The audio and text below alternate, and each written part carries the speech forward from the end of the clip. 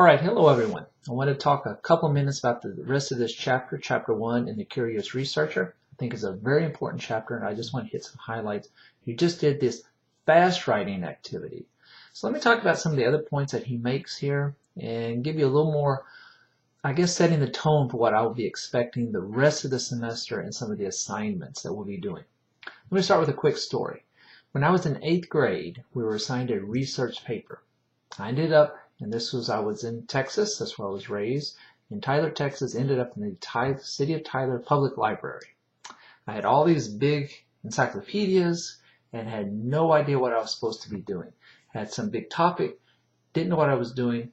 Eventually, I would doodle on the side of my notebook, somehow put together something, turned it in, and I'm not even sure that the teacher read it. It was a very miserable experience, like the author of this chapter and the author of the book, The Curious Researcher, talks about. That is not what I want. And he calls this the research report versus the research paper or the research essay. A report, as he mentions, is simply when you get together a bunch of facts, put it together and give it to somebody. Very boring, not very engaging, sometimes very necessary. That's not what I want this semester to be about. I have chosen the theme of language, a big overarching theme of language.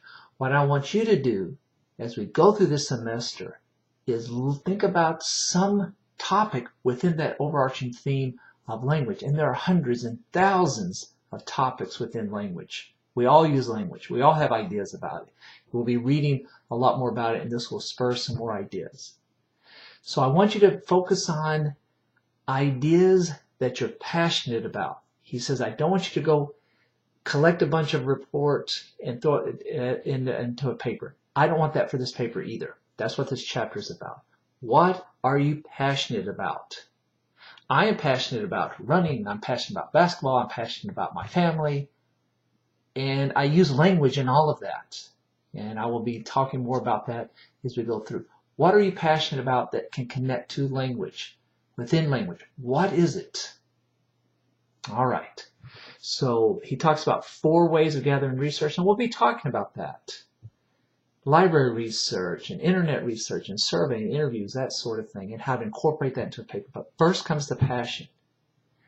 Lastly, I want to talk about his essay that he gives us at the end of chapter 1, multiple intelligences, about when he was growing up and the different experiences he had. He mentions his father who was an alcoholic.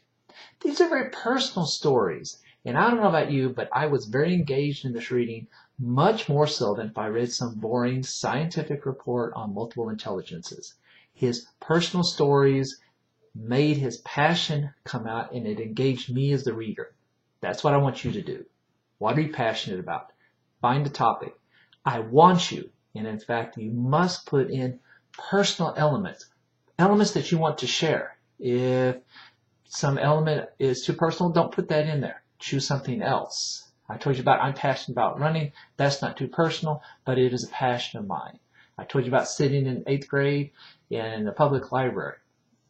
As you go through and we do these small assignments and bigger assignments, find personal stories. And it doesn't have to be your personal story. It can be about somebody else. Stories about famous people in history, people that you know, people that you've met that have inspired you. And again, the overarching theme is going to be language. So that's what I wanted to say in this very short video. Probably have talked too much about it.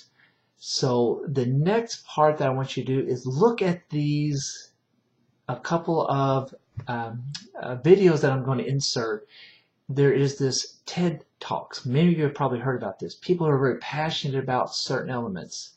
So I put down there just a couple of TED Talks. Click on a couple of them. They are passionate. They don't all deal with language. They deal with other issues. But think about how passionate they are, and think about how personalized these stories are. So that's it. Continue on with the next part of this, and then continue on with the learning module.